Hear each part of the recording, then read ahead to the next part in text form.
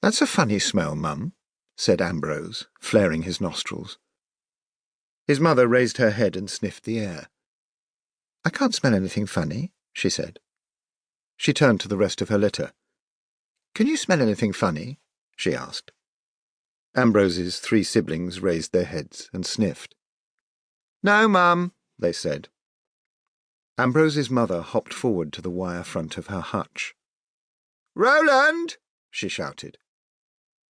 On the opposite side of the shed was another hutch belonging to Ambrose's father, a large white rabbit with red eyes and very long floppy ears that lay upon the floor at right angles to his head.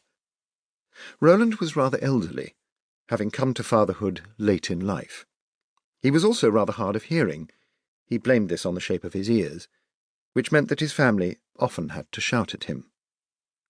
Privately, his wife, a pretty little prick-eared rabbit with a soft blue coat whose name was Woodsmoke, was of the opinion that her husband heard what he wanted to hear, and paid no attention to what he didn't. At this moment he obviously didn't want to hear, as he continued to chew a large carrot without any attempt to answer.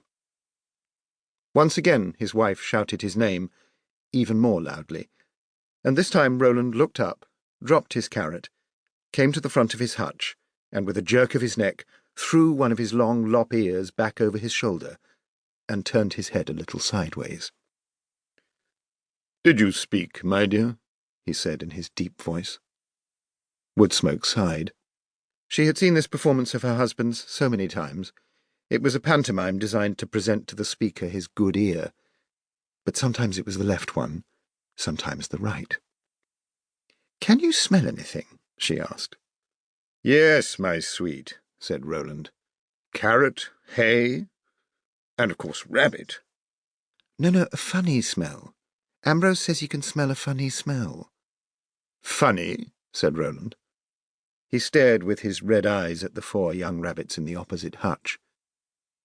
The first, and by far the smallest of the litter, was Roly, a little lilac-coated runt named after her father.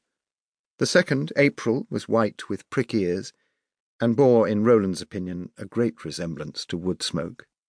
The third, Archibald, was plump and grey-blue with lop ears. The fourth was white with grey-blue patches, and had one ear that stuck up and one that flopped down. This was Ambrose. "When you say funny, Ambrose, lad," said Roland, "do you intend to convey that this aroma of which you are aware is an amusing one, calculated to send us all into fits of laughter? Or do you mean that it is uncommon, unusual, out of the ordinary, peculiar?" "Peculiar, Dad. You see, it's not just one smell that I can smell. It's a mixture of several." "Such as?" "Well, there's cat." "Nothing odd in that," said Roland. "That's the human. He always reeks of it." The rabbit's owner, whose name was Jim Johnson, kept several cats in his cottage.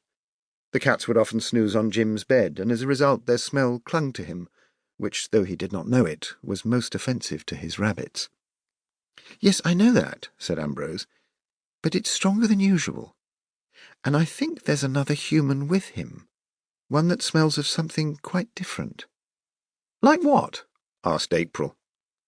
"I can't smell anything," said Archie through a mouthful of carrot.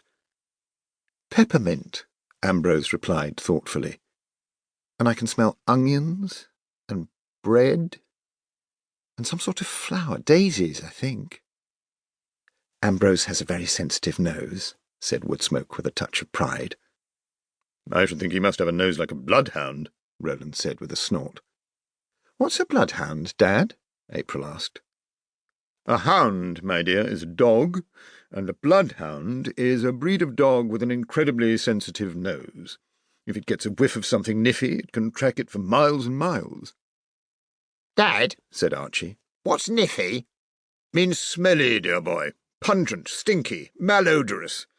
Anyway, Ambrose, you must try not to tell fibs. How could any rabbit possibly detect such a mixture of unrelated aromas as onions and bread and cat and peppermint and daisies all at the same time?" At that moment footsteps were heard outside the garden shed. The door opened, and in came the rabbit's owner. In one hand he carried a trug filled with onions, and in the other a hunk of stale bread for his pets. Behind him came a small girl. She was holding a kitten and sucking a polo mint. On her head was a garland made from a daisy chain.